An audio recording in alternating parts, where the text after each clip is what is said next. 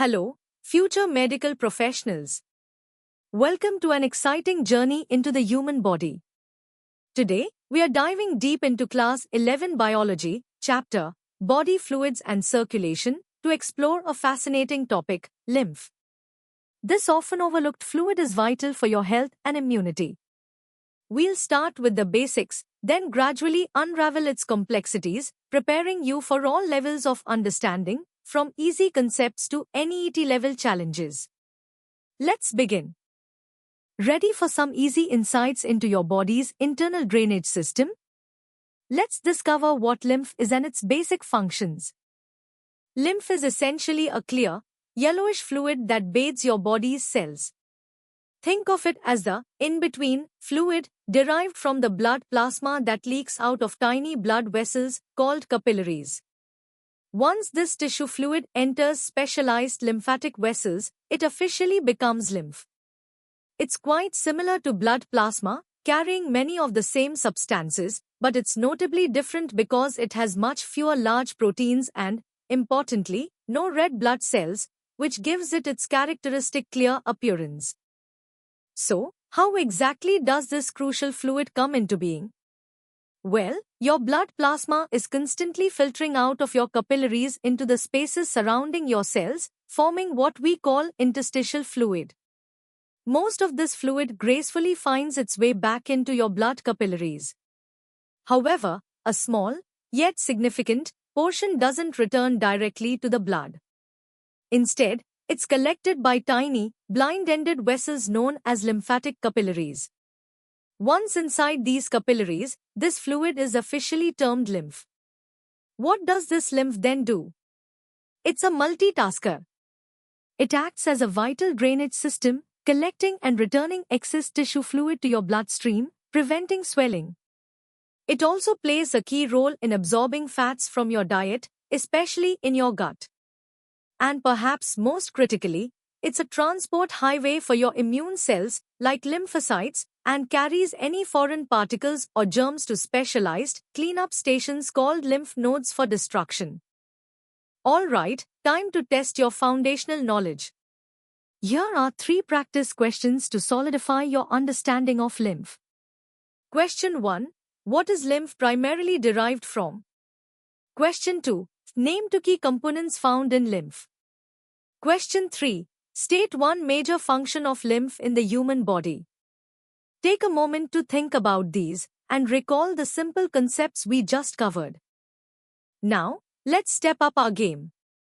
We'll explore the detailed composition of lymph, its journey through your body, and its multifaceted roles in maintaining health. Lymph is more than just water, it's a dynamic fluid with a specific composition. It's mainly water, carrying essential electrolytes like sodium, potassium, and calcium, along with nutrients such as glucose and amino acids. You'll find small proteins here too. Crucially, lymph is rich in lymphocytes, a type of white blood cell vital for immunity. After a fatty meal, it also transports absorbed fats, called chylomicrons, from your intestines. What you won't find in lymph are red blood cells, large plasma proteins, or platelets. These components remain in the bloodstream, highlighting lymph's distinct role as a fluid that moves outside the main circulatory pathways. How does lymph begin its journey and circulate? It all starts with blood plasma, which is forced out of your arterial capillaries due to high hydrostatic pressure, becoming interstitial fluid. Most of this fluid is then reabsorbed into the venous end of the capillaries, thanks to osmotic pressure. However, about 15% of this fluid remains in the interstitial spaces. This leftover fluid then enters the tiny, blind-ended lymphatic capillaries, officially becoming lymph.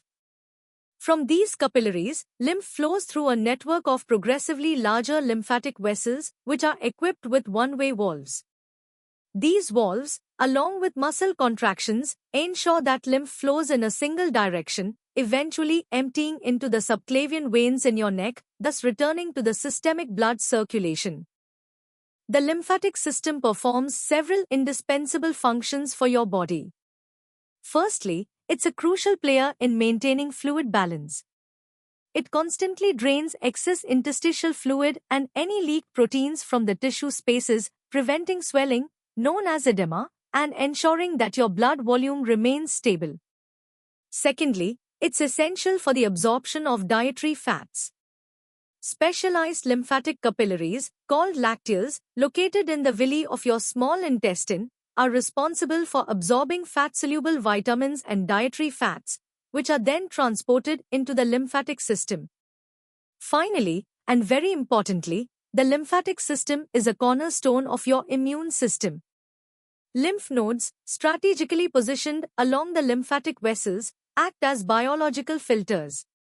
They trap pathogens, cellular debris, and even cancer cells, while the lymphocytes housed within these nodes identify and destroy these harmful invaders, initiating powerful immune responses to keep you healthy. Alright, let's challenge your understanding with 5 medium-level questions. Question 1. List 3 key components found in lymph. Question 2. Explain how lymphatic capillaries differ from blood capillaries in their structure. Question 3. Describe the role of valves in lymphatic vessels. Question 4. Besides fluid balance, name 2 other crucial functions of the lymphatic system. Question 5. What are lacteals and where are they found? Take your time to formulate comprehensive answers. Ready to delve deeper? Let's analyze lymph's intricate connection to fluid dynamics, immune function, and clinical implications. This is where the concepts truly become integrated. To truly understand lymph, we must compare its composition and origin in detail. While lymph is derived from blood plasma, there's a critical difference in protein content. Blood plasma boasts a high protein concentration, typically 6 to 8%, whereas interstitial fluid and lymph contain significantly less, usually around 0.2 to 2%. This protein gradient is vital for maintaining the osmotic balance between blood and tissues. The formation of interstitial fluid from plasma is governed by Starling forces. The capillary hydrostatic pressure pushes fluid out, while capillary osmotic pressure pulls fluid back in. Lymph is essentially the net filtrate that isn't reabsorbed by the blood capillaries. Furthermore, lymph is rich in specific cellular components, primarily lymphocytes, like T and B cells, and macrophages. These cells are central to the immune system. Crucially, under normal physiological conditions, lymph lacks red blood cells and platelets, distinguishing it clearly from whole blood. The movement of lymph is a low-pressure system, and its efficient flow relies on a combination of unique anatomical features and physiological mechanisms. Lymphatic capillaries possess a distinctive structure. They are blind-ended, larger in diameter than blood capillaries, and feature overlapping endothelial cells that function as one-way minivalves. These minivalves are connected to the surrounding connective tissue by anchoring filaments. When interstitial fluid pressure rises, these filaments pull the endothelial cells apart, opening the minivalves and allowing fluid, proteins, and even larger particles to enter. Once inside, the pressure differential changes, closing the minivalves and preventing backflow. Lymph flow is further propelled by several factors: the skeletal muscle pump, where muscle contractions compress vessels, the respiratory pump, driven by pressure changes during breathing, and intrinsic rhythmic contractions of smooth muscle in the walls of larger lymphatic vessels. Unidirectional valves throughout the system prevent any backflow, ensuring lymph consistently moves towards the heart. The lymphatic system is not just about fluid balance, it's a cornerstone of your body's immune defense. It houses primary lymphoid organs like the bone marrow, where B cells mature and T cells originate, and the thymus, where T cells undergo their crucial maturation process. These are the training grounds for your immune cells. Then, there are the secondary lymphoid organs, lymph nodes, the spleen, tonsils, and Peyer's patches in the small intestine, along with general malt, or mucosa-associated lymphoid tissue. These are the battlegrounds where mature lymphocytes encounter antigens and mount specific immune responses. Lymph nodes, in particular, are vital filters. They contain macrophages that engulf debris and pathogens, and they are packed with B and T lymphocytes that proliferate and launch targeted immune attacks against any trapped antigens. Clinically, understanding the lymphatic system is critical. Conditions like lymphedema, a swelling caused by lymphatic blockage often seen after cancer surgery or due to parasitic infections, highlight its importance. Moreover, the lymphatic system can unfortunately serve as a pathway for cancer cells to spread or metastasize to distant sites, making lymph node biopsies a key diagnostic tool in oncology. Finally, the lymphatic system is intricately connected to other body systems. It returns fluid to the circulatory system, is a central part of the immune system, and is essential for fat absorption in the digestive system. Time for some deeper analytical thinking. Here are 7 challenging questions to test your hard-level understanding. Question 1. Differentiate between the protein content of blood plasma and lymph, and explain its significance. Question 2. How do Starling forces contribute to the formation of interstitial fluid and subsequently, lymph? Question 3. Describe the unique structure of lymphatic capillaries that facilitates fluid entry. Question 4. List and explain 3 factors that contribute to the unidirectional flow of lymph. Question 5. Distinguish between primary and secondary lymphoid organs with examples. Question 6. Explain the clinical relevance of lymph nodes in cancer metastasis. Question 7. How does the lymphatic system interact with the digestive system? Good luck! Welcome to the ultimate challenge. In this hardest level, we'll explore the intricate engineering of the lymphatic system, its role in complex diseases, and its profound impact on health and medicine. Let's meticulously examine the microscopic anatomy and fluid dynamics of lymphatic capillaries. These vessels are truly remarkable. They are blind-ended, meaning they don't form continuous loops like blood capillaries, and are significantly larger in diameter. Crucially, they lack a continuous basement membrane, which allows for greater permeability. Their endothelial cells are highly specialized. They overlap considerably, forming structures known as minivalves or flap valves. These minivalves are not floating freely. They are intricately connected to the surrounding connective tissue by collagen fibers called anchoring filaments. When the interstitial fluid pressure in the tissues increases, these anchoring filaments pull on the endothelial cells, effectively opening the minivalves. This clever design allows fluid, larger proteins, and even cellular debris to enter the capillary. Once inside, the intralymphatic pressure rises, causing the minivalves to close, thus ensuring a unidirectional, one-way entry of fluid into the lymphatic system and preventing any backflow into the interstitial space. The propulsion and regulation of lymph flow are sophisticated processes. Beyond external forces, larger lymphatic vessels poses an intrinsic lymphatic pump. Their walls contain smooth muscle that exhibits rhythmic, spontaneous contractions, known as myogenic activity. These contractions are often initiated by specialized pacemaker cells within the vessel walls, providing a primary propulsive force. This intrinsic pumping is crucial for lymph movement, especially in deeper vessels. In addition to this, extrinsic factors significantly augment lymph flow. The skeletal muscle pump, where the contraction and relaxation of muscles surrounding lymphatic vessels compress them, is a major contributor. The respiratory pump, driven by pressure changes in the thoracic and abdominal cavities during breathing, also aids lymph movement. Even the pulsations of nearby arteries can compress adjacent lymphatic vessels, gently pushing lymph forward. Finally, the numerous one-way valves strategically placed throughout the lymphatic vessels are indispensable. They prevent any retrograde flow, ensuring that lymph consistently moves towards the subclavian veins, where it re-enters the bloodstream. Understanding the precise lymphatic drainage pathways is paramount, especially in clinical contexts. The thoracic duct, the largest lymphatic vessel, is a prime example.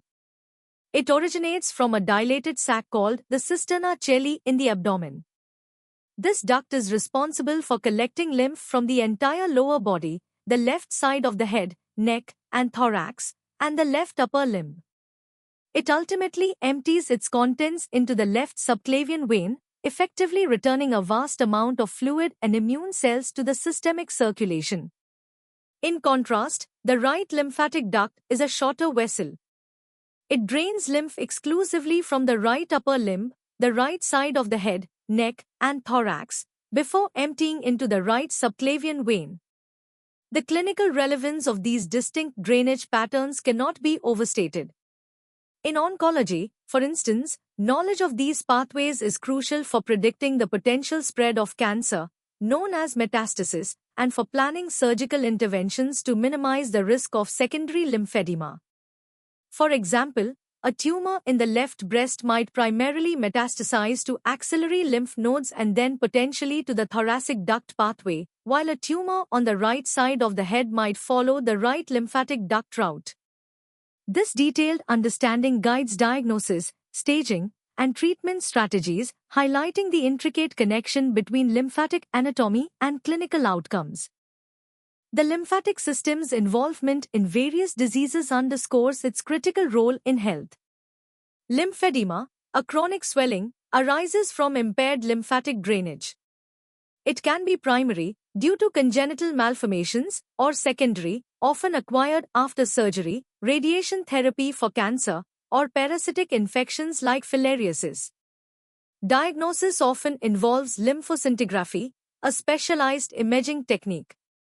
Lymphangitis, an inflammation of lymphatic vessels, commonly results from bacterial infections, appearing as characteristic red streaks under the skin. Lymphoma refers to cancers originating in lymphocytes, predominantly in lymph nodes. Hodgkin's and non-Hodgkin's lymphomas have distinct pathologies and prognosis. Filariasis, or elephantiasis, caused by parasitic worms, severely blocks lymphatic vessels, leading to massive, debilitating lymphedema. Beyond these, the lymphatic system is pivotal in organ transplant rejection. It transports donor antigens from the transplanted organ to recipient lymph nodes, triggering immune responses that attack the graft. This is why immunosuppressive therapies are essential. Finally, the lymphatic system is a primary route for cancer metastasis. Malignant cells can enter lymphatic capillaries, travel to regional lymph nodes, and establish secondary tumors, making lymph node involvement a critical prognostic factor in cancer staging. Thus, the lymphatic system is not merely a fluid transport network but a central player in both health and disease. Alright, future doctors, let's tackle the first 5 of our hardest level questions. Question 1. Explain how the minivalves of lymphatic capillaries function in response to interstitial fluid pressure, detailing the role of anchoring filaments. Question 2. Beyond the skeletal and respiratory pumps, describe 2 intrinsic mechanisms that contribute to lymph propulsion. Question 3. Trace the major lymphatic drainage pathway for lymph originating from the lower limbs and explain where it ultimately returns to the bloodstream. Question 4. Differentiate between primary and secondary lymphedema, providing an example for each. Question 5. How do lymphatic vessels contribute to organ transplant rejection? Take a moment to formulate detailed, precise answers. Now, let's move on to the final 5 questions to complete your hardest level challenge. Question 6. Describe the role of lymph nodes in antigen presentation and the initiation of adaptive immune responses. Question 7. Explain the pathophysiology of filariasis in relation to the lymphatic system. Question 8. Why is lymph node biopsy considered a critical diagnostic procedure in cancer staging? Question 9. How does the distinct composition of lymph, particularly its low protein content compared to plasma, support its physiological functions? Question 10. Discuss the engineering principles behind the one-way flow of lymph, considering both structural and physiological adaptations. Excellent work. Take your time to consider these comprehensive questions. And that brings us to the end of our in-depth exploration of lymph. From its basic formation to its complex roles in immunity and disease, you've gained a comprehensive understanding. We encourage you to revisit these concepts, practice the questions, and deepen your knowledge. For more such engaging and detailed educational content, visit synapse.omaps.in. Don't forget to subscribe to our channel for regular updates and to continue your journey towards NEET excellence. Keep learning, keep growing, and aspire for greatness.